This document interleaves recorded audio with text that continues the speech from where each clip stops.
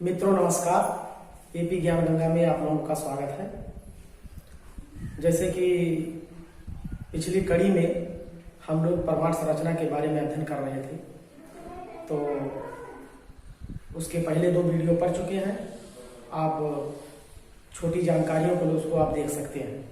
आगे उसी प्रक्रिया को, कड़ी को आगे बढ़ाने के लिए चर्चा हमने किया था कि परमाणु संरचना में कई मॉडल हैं।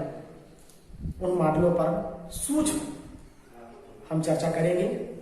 इसके बाद परमाणुओं के इलेक्ट्रॉनिक विन्यास को जो है बताने का प्रयास किया जाएगा। परमाणु में इलेक्ट्रॉन की क्या व्यवस्था है, तो आपको मालूम होना चाहिए। एक डाल्टन सिद्धांत आया था,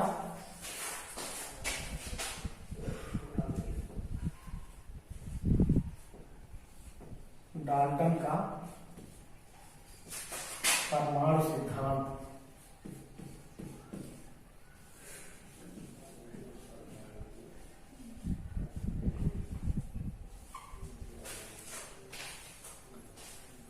इस सिद्धांत के आधार पर कल ही चर्चा हुआ था कि परमाणु अविभाज्य कण है।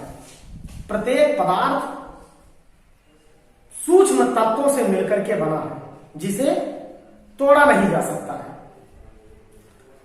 ना तो परमाणु को पैदा किया जा सकता है, ना ही नष्ट किया जा सकता है। परमाणुओं के मिलने से पदार्थ बनता है, और परमाणु पदार्थ में सरल गुणित अनुपात में मिलते हैं। यह सब परमाणु का डाल्टन सिद्धांत है। इस सिद्धांत के आधार पर इसको समर्थन इसलिए नहीं मिल पाया क्योंकि यह बता दिया गया था कि परमाणु अविभाज्य है, मतलब इसको विभाजित नहीं किया जा सकता, तोड़ा नहीं जा सकता है। लेकिन आधुनिक वैज्ञानिकों ने परमाणु को विभाजित किया और ये बताया कि परमाणु 3 मूल कणों से मिलकर बना है, जिसको आपने जाना है, प्रोटॉन, इलेक्ट्रॉन, न्यूट्रॉन। जिसमें से परमाणु का एक सामान्य प्रारूप हम लोग जो है एक गोले के आधार पर बताते हैं, एक तल में। वास्तव में एक तल में चित्र बनाते हैं। चित्र वास्तव में वो स्पेस में है, गोला है, और ये गोला जो चक्कर लगाते हैं इलेक्ट्रॉन नाभिक के बाहर, उसकी वजह से इस गोले का आकार का निर्माण हो जाता है। तो इतनी बातों की चर्चा सूक्ष्म रूप से हम लोग कर चुके थे कि परमाणु गोलाकार है, जिसके केंद्र में नाभिक है। नाभिक में प्रोटॉन और न्यूट्रॉन के कण होते हैं, और नाभिक के बाहर विभिन्न कक्षाओं में, स्थिर कक्षाओं में, बंद कक्षाओं में इलेक्ट्रॉन चक्कर लगाते हैं। इतना आपने जाना था। और किस कक्षा में कितने इलेक्ट्रॉन हो सकते हैं, इसके बारे में आज हम लोग चर्चा करेंगे। इतना आपको मालूम है कि प्रोटॉन धनावेशित कण है और न्यूट्रॉन शून्यावेशित कण है, इलेक्ट्रॉन ऋण आवेशित कण है। तो बहुत सारे मॉडल हैं। सर्वप्रथम एक मॉडल था परमाणु का, थॉम्सन, जे थॉम्सन का परमाणु मॉडल। जे थॉम्सन का परमाणु मॉडल, जे थॉम्सन का मॉडल जे थॉम्सन का मॉडल। इस मॉडल में इलेक्ट्रॉन जो है और प्रोटॉन के कण एक गोले में धंसे रहते हैं। कुछ प्रोटॉन के कण, कुछ इलेक्ट्रॉन के कण धंसे रहते हैं। जे थॉम्सन के मॉडल के समय तक न्यूट्रॉन की खोज नहीं हो सकी थी, इसलिए इस मॉडल को उतना समर्थन नहीं मिल पाया। इसके बाद आ जाता है रदरफोर्ड का परमाणु मॉडल। रदरफोर्ड का नाभिकीय मॉडल, नाभिकीय मॉडल, रदरफोर्ड का नाभिकीय मॉडल। इसमें रदरफोर्ड वैज्ञानिक ने यह लगभग स्पष्ट क्लियर कर दिया था कि नाभिक होता है गोले के केंद्र में बाहर इलेक्ट्रॉन बंद कक्षाओं में चक्कर लगाते हैं। बंद कक्षाओं में छोटे छोटे उसके सूक्ष्म कण इलेक्ट्रॉनों के कई कक्षाओं में, अभी हम आगे चर्चा करेंगे किस तरह से किस कक्षा में इलेक्ट्रॉनों की संख्या हो सकती है। ये रदरफोर्ड का मॉडल था। इन्होंने अल्फा कण प्रकीर्णन का अध्ययन किया था। उसमें एक स्वर्ण की पत्ती थी, लगभग जो है 0.0004 सेंटीमीटर थी। एक स्वर्ण की पत्ती थी, पतली पन्नी थी, जिस पर अल्फा कणों की बमबारी की गई थी। अल्फा किरणों का बौछार किया गया था, जिसके आधार पर कुछ निष्कर्ष निकाला गया था। वो इस तरह का लगभग का इनका मॉडल था। रदरफोर्ड का मॉडल का चित्र अगर बनाए हम तो चित्र इस तरह से कुछ था।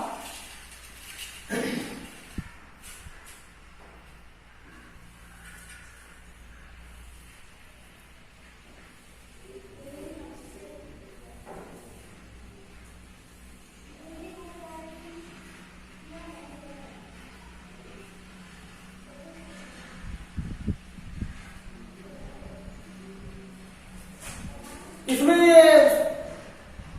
सोने की पतली पन्नी में अल्फा किरणों की जब बमबारी की गई तो देखा गया, उससे कुछ निष्कर्ष निकाला गया।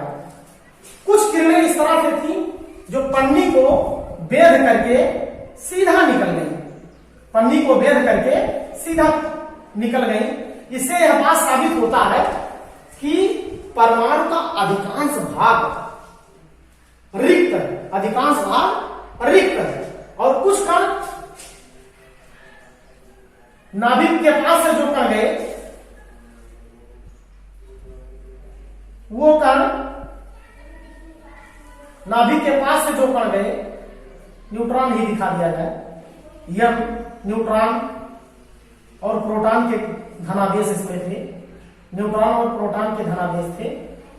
तो वो कुछ विचलन महसूस किए। इससे यह पता लगता है कि कोई इसमें चुंबकीय आकर्षण बल है, कुछ प्रतिकर्षण बल है, जिसकी वजह से उन्होंने अपना मार्ग चेंज कर दिया। इसके बाद कुछ कण इस तरह से परपीड़ित होने के बाद पुनः उसी दिशा में वापस चले आए, पुनः उसी दिशा में वापस चले आए। इससे यह निष्कर्ष निकलता है कि किसी भारी कण से अल्फा कण जो है टकराए और वहां उसका द्रव्यमान ज्यादा होने के कारण पुनः अपनी दिशा में वापस चला गया। इसका यह क्लियर यह निष्कर्ष निकलता है कि किसी भी परमाणु का समस्त द्रव्यमान उसके केंद्र में संग्रहित है। इसका मतलब उसका जो परमाणु का टोटल आयतन है, आयतन की तुलना में नाभिक का जो आयतन है बहुत ही सूक्ष्म है, लगभग 10⁻⁻15 मीटर के 10⁻⁻15 मीटर है, और संपूर्ण परमाणु का आकार 10⁻10 मीटर है। तो इससे निष्कर्ष निकलता है कि परमाणु सूक्ष्म कण है ही, लेकिन नाभिक इतना सूक्ष्म कण है कि न के बराबर उसका आकार है। पूरे संपूर्ण परमाणु की तुलना में नाभिक का आकार बहुत सूक्ष्म है। उसको एक कहानी के नुमा रहते बच्चों को बताया जाता था कि अगर 1 घन सेंटीमीटर का कोई पात्र हम ले ले और उसमें केवल नाभिकों को हम इकट्ठा करें, तो ये बच्चों को बताने का प्रयास किया जाता था कि नाभिक का आकार कैसे सूक्ष्म है। तो वो 20,000 हाथी मिलकर के भी उस नाभिक को अपनी जगह से टस से मस नहीं कर सकते हैं। कहने का मेरा यह तात्पर्य है, अर्थ यह है कि नाभिक का जो आकार है संपूर्ण परमाणु की तुलना में बहुत ही सूक्ष्म है। और ये रदरफोर्ड का परमाणु मॉडल था, लेकिन इसको भी आगे आधुनिक वैज्ञानिकों ने उसको अमान्य कर दिया। आधुनिक वैज्ञानिकों जैसे और वैज्ञानिक आए रदरफोर्ड के बाद, नील्स बोर का परमाणु मॉडल, अगले वैज्ञानिक हमारे आए नील्स बोर का परमाणु मॉडल, नील्स और बोर का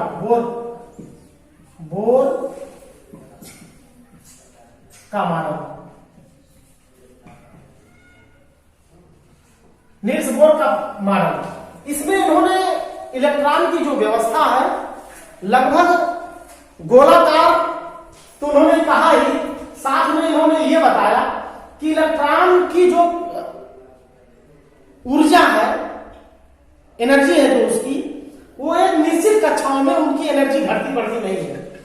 लेकिन इसमें कमियां ये रह गई थी कि जिस तरह से इसकी व्याख्या की गई नील्स बोर का परमाणु मॉडल, उसमें कमी ये आ गई थी कि बाद में वो स्थिर कक्षाएं जो थी, उन स्थिर कक्षाओं में ज्यादा देर तक इलेक्ट्रॉन टिक नहीं सकता था। इसलिए इस मॉडल को भी अमान्य कर दिया गया था। इस मॉडल को, नील्स बोर के मॉडल को भी अमान्य कर दिया गया था। इसके बाद एक मॉडल आया था सोमरफेल्ड का परमाणु। चौथा सोमरफेल्ड का नाम ही है, अभी संक्षिप्त रूप से बताया जाएगा। चौथा मॉडल था सोमरफेल्ड का परमाणु प्रतिरूप। सोमरफेल्ड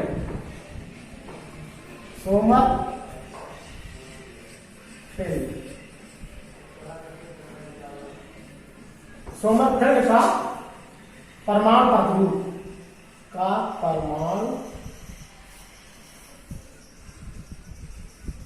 प्रतिरूप इस मॉडल के आधार पर, सोमरफेल्ड के परमाणु के मॉडल के आधार पर ये इन्होंने बताया कि परमाणु में नाभिक के बाहर इलेक्ट्रॉन दीर्घवृत्ताकार कक्षाओं में चक्कर लगाते हैं और इलेक्ट्रॉन दीर्घवृत्ताकार कक्षाओं में चक्कर लगाते हैं और उसमें दो अक्ष होता है, एक लघु अक्ष, एक दीर्घ अक्ष होता है। इसको कहते हैं दीर्घ अक्ष, दीर्घ अक्ष, और इसको कहते हैं लघु अक्ष, लघु अक्ष। जैसे जैसे लघु अक्ष की लंबाई दीर्घ अक्ष के बराबर होती जाती है, वैसे वैसे जो मार्ग है इलेक्ट्रॉनों के चक्रण का, वो वृत्ताकार हो जाता है। चूंकि वो स्पेस में है, इसलिए एक ठोस गोले के रूप में जो है, ऐसा लगता है जैसे ठोस गोले में जो है इलेक्ट्रॉन चक्कर लगाते हैं। आगे के और वैज्ञानिकों के खोजों के आधार पर इस मॉडल को भी अमान्य कर दिया गया। इसके बाद एक श्रोडिंगर वेव इक्वेशन के आधार पर परमाणु का प्रतिरूप बताया गया। लेकिन मेरा जो लक्ष्य यहाँ है, मुख्य रूप से इनका नाम आप याद कर लीजिएगा। जे थॉमसन का मॉडल, रदरफोर्ड का नाभिकीय मॉडल, नील्स बोर का मॉडल और सोमरफेल्ड का परमाणु प्रतिरूप, श्रोडिंगर का wave equation, Schrodinger wave model. हमारा जो फोकस है बोर और बरी का मॉडल बताने का है। बोर और बरी के मॉडल में यह बताने का लगभग प्रयास किया गया था कि इलेक्ट्रॉन की जो व्यवस्था है नाभिक के बाहर किस तरह से है, किस कक्षा में कितने इलेक्ट्रॉन रह सकते हैं, तो हम उसको बताने का प्रयास करेंगे। इसलिए हमको यह सब मिटाना पड़ेगा।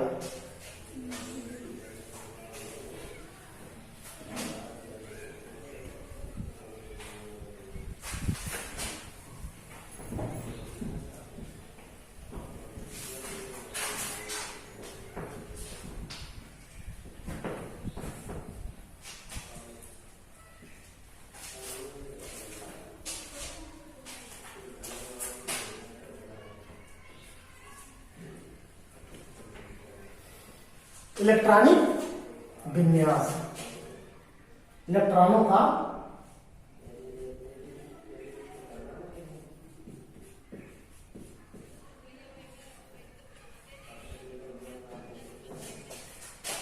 वितरण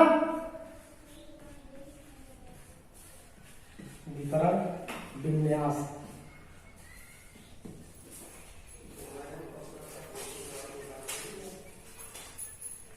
बोर बरी का नियम, इलेक्ट्रॉनों का वितरण, इसी को कहते हैं बोर और बरी का नियम। बोर और बरी का नियम, बरी का नियम।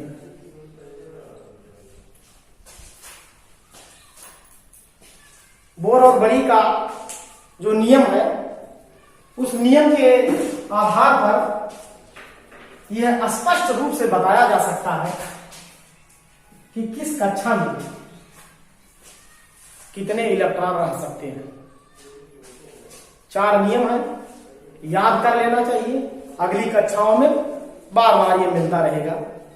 क्योंकि इसी के आधार पर आगे हम आप बाउ का नियम, हुंड का नियम, पाउली अपवर्जन के नियम पर भी हम प्रकाश डालेंगे। इसलिए हम समझते हैं ये इंपॉर्टेंट है, इसको याद करना जरूरी है। इसको आप लोग याद करेंगे, इस नियम को थोड़ा सा हम सरल भाषा में बताने का इसको प्रयास करेंगे। लगभग सभी पुस्तकों में जो भी आप पाठ बस पाएंगे पढ़ने के लिए, उसमें इतना जरूर मिल जाएगा कि किसी भी परमाणु के नाभिक के बाहर कई कक्षाएं होती हैं। उन कक्षाओं में इलेक्ट्रॉन चक्कर लगाते हैं और किस कक्षा में कितने इलेक्ट्रॉन हो सकते हैं, यह बोर-बरी के नियम से बहुत आसानी से जो है हम बता सकते हैं। तो पहला नियम है, किसी भी कक्षा में इलेक्ट्रॉनों की संख्या 2n² होती है। किसी भी कक्षा में इलेक्ट्रॉनों की संख्या, किसी भी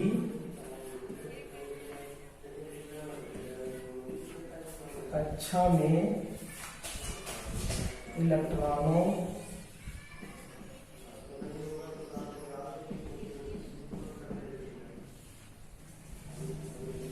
की संख्या 2n² होती है। 2n² होती है, जहां n मुख्य कक्षा या कक्ष संख्या है।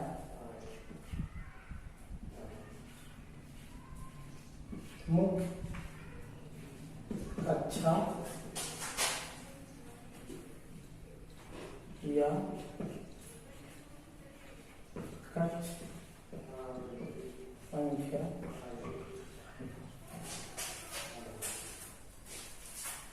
जैसे n बराबर 1,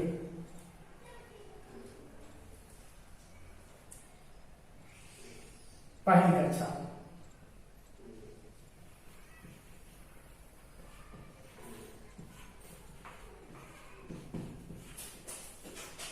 तो 2n² माने 2 पहली कक्षा 1 का वर्ग, इसका मतलब 2 एक अन्य 1 2, पहली कक्षा में 2 इलेक्ट्रॉन। दूसरी कक्षा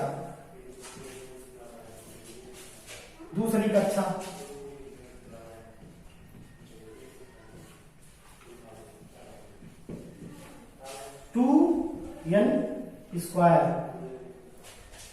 इसका मतलब 2n की जगह हम 2 रखेंगे, तो 2 का घात 2 इक्वल टू 2 दूना 4 दूनी 8। इसी तरह से तीसरी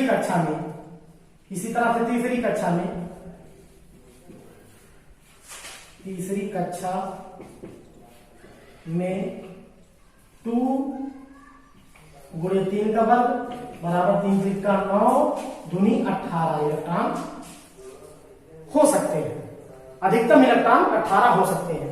अगर 60 में हम ऐसे करें तो पहली कक्षा में 2, दूसरी में 8, तीसरी में 18, चौथी में लगभग 32, चौथी कक्षा में 32 इलेक्ट्रॉन। इसी तरह से आगे 50 हो जाएगा, जैसे जैसे कक्षा उसकी बनती चली जाएगी।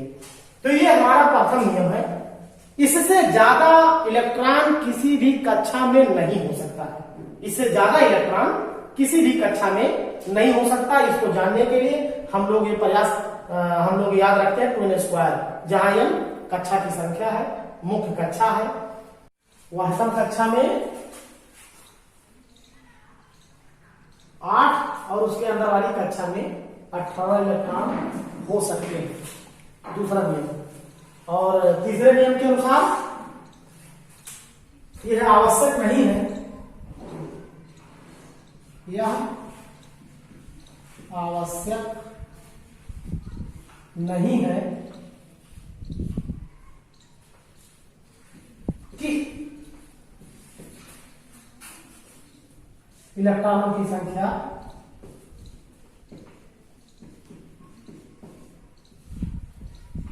की संख्या 2n² के अनुसार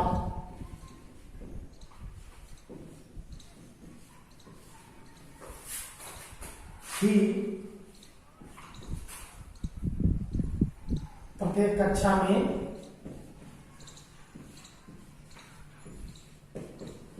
इलेक्ट्रॉन भरें।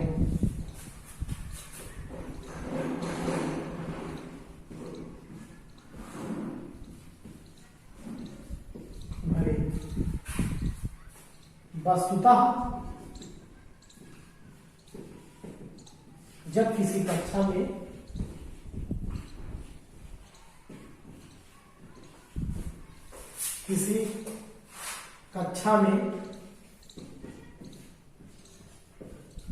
आठ इलेक्ट्रॉन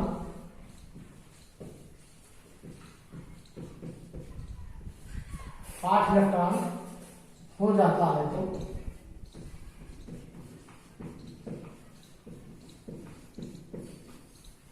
नई कक्षा बनना प्रारंभ हो जाता है। नई कक्षा बनना प्रारंभ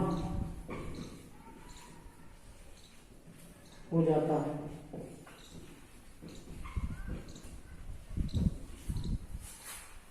इसी तरह से चौथा नियम है, वाहतम कक्षा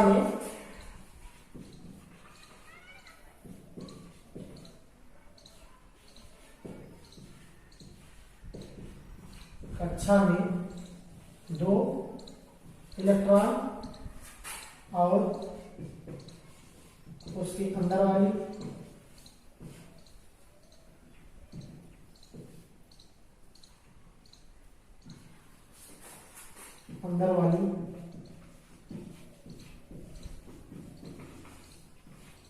कक्षा में 9 इलेक्ट्रॉन से अधिक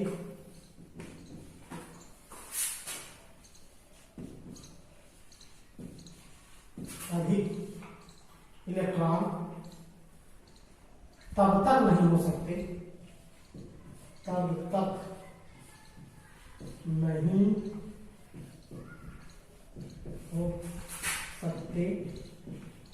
जब तक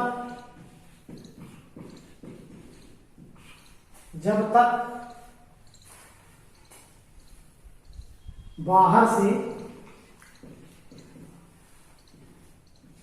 तीसरी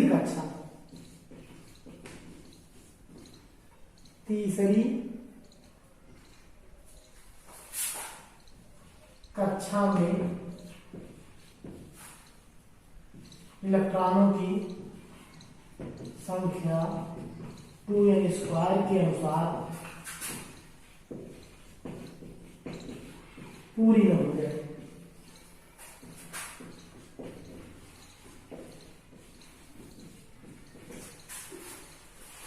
इस तरह से बोरबरी के ये चारों नियम हैं, जिसके आधार पर हम जो है किसी भी परमाणु का इलेक्ट्रॉनिक विन्यास कर सकते हैं और ये हम बता सकते हैं कि किस कक्षा में कितने इलेक्ट्रॉन रह सकते हैं। और ये है जानना बेहतर जरूरी है, आवश्यक है, क्योंकि इसी के आधार पर आगे आप बाउ का नियम जानेंगे, पाउली अपवर्जन नियम जानेंगे, हुंड्स लॉ जानेंगे। तो इसलिए बोरबरी एक प्रकार से आधार है इन सब चीजों को जानने के लिए। और हमारा ये टॉपिक है, मुख्य रूप से इसको याद करने की आवश्यकता है। इसके आधार पर आप किस कक्षा में कितने इलेक्ट्रॉन हो सकते हैं ये बता सकते हैं।